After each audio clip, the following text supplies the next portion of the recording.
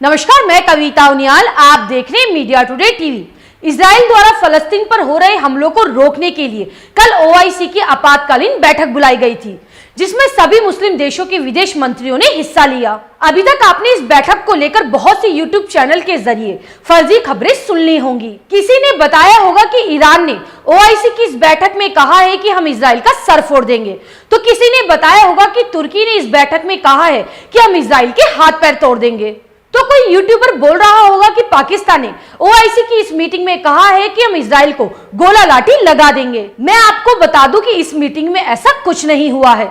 इस मीटिंग में वही हुआ है जो अब तक होता आया है। ओआईसी की ये मीटिंग पूरी तरह बेनतीजा रही और इसका नतीजा क्या निकला, वही ढाक के 3 पात। इस मीटिंग में 2 चीजें अच्छी हुई। पहला तो ये फलस्तीन के विदेश मंत्री ने उन देशों को जमकर फटकार लगाई जिन्होंने पिछले साल इजराइल के साथ रिश्ते कायम किए थे। इसमें यूएई, बहरीन, मोरक्को और सूडान जैसे देश शामिल थे। फलस्तीन के विदेश मंत्री ने ओआईसी की बैठक में कहा है कि बिना शांति स्थापित किए और फलस्तीन की जमीन पर इजरायली कब्जे को समाप्त किए बिना उसके साथ रिश्ता रखना जुल्म में शामिल होने के बराबर है। फलस्तीन के विदेश मंत्री द्वारा फटकार खाने के बाद उन देशों को शर्मिंदगी का सामना करना पड़ा जो इजराइल के साथ रिश्ते कायम कर चुके थे। ये तो थी पहली अहम बात। और दूसरी सबसे दमदार और अहम बात की है मलेशिया ने। मलेशिया के विदेश मंत्री ने कहा है कि हमें संयुक्त राष्ट्र के भरोसे नहीं बैठना चाहिए और फलस्तीन में तुरंत अपनी फौज भेज देनी चाहिए। बाकी तुर्की, पाकिस्तान और सऊदी अरब सभी ने वही पुरानी घिसी पिटी बातें दोहराई। तुर्की ने भी इस बैठक में कुछ खास और नई बात नहीं बोली। पूरी मीटिंग का पोस्टमार्टम हम इस रिपोर्ट में करेंगे। अगर आपको न्यूज अच्छी लगे तो न्यूज को लाइक करें। अगर आप हमारे चैनल पर नए हैं तो हमारे मीडिया टुडे टीवी चैनल को सब्सक्राइब करें और हाँ, बेल आइकन को जरूर प्रेस करें ताकि मेरी न्यूज सबसे पहले आप तक पहुंचे। कल ओआईसी की आपातकालीन बैठक बुलाई गई थी, जिसमें ओआईसी के सभी मुस्लिम देशों के विदेश मंत्रियों ने शिरकत की थी। इस मीटिंग का मकसद था कि इजराइल द्वारा फलस्तीन पर हो रहे हमलों को रोकना और अल-अक्सा मस्जिद पर इजराइल ने जो हैवानियत की थी उसके खिलाफ कोई ठोस कदम उठाना। लेकिन हुआ क्या, ये समझिए। इस बैठक की मेजबानी सऊदी अरब ने की।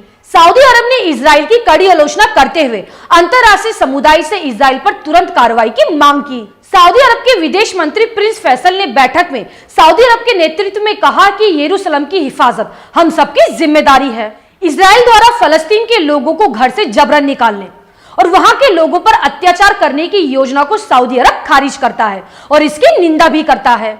ये सऊदी अरब ने कोई नई बात नहीं की। अब सुनिए तुर्की ने क्या कहा।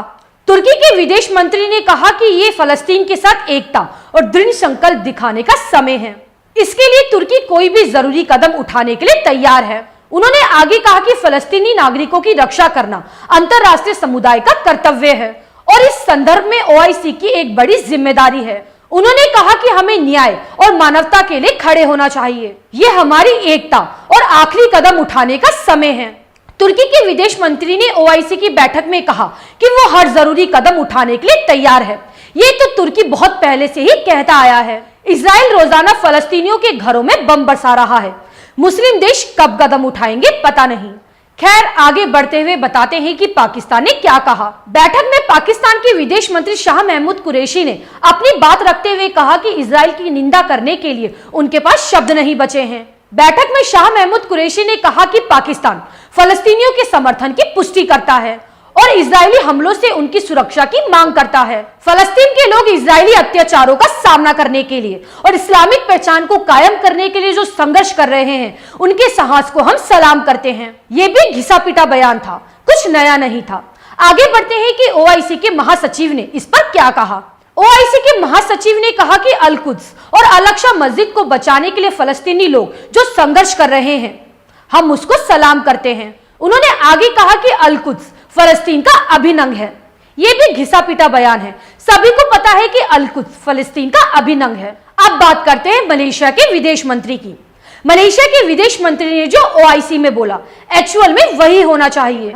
मलेशिया के विदेश मंत्री ने कहा कि अब बहुत हो गया, हमें यूनाइटेड नेशन के भरोसे नहीं बैठना चाहिए और फलस्तीन को बचाने के लिए मुस्लिम देशों को तुरंत फलस्तीन में अपनी फौजें भेज देनी चाहिए। यूनाइटेड नेशन को इजराइल में गिरते रॉकेट तो दिखाई दे रहे हैं, लेकिन उन्हें फलस्तीन में मरते मासूम बच्चे नहीं दिख रहे। उन्होंने आगे कहा कि 1967 से पहले जो इजराइल का स्टेटस था वही कायम होना चाहिए। अब मैं आपको बता दूं, 1967 से पहले इजराइल मस्जिद अल-अक्सा तो दूर, वो जिस दीवार को पकड़कर रोते हैं वो भी उनके अंडर नहीं आती थी, वो सब फलस्तीन के अंडर आती थी।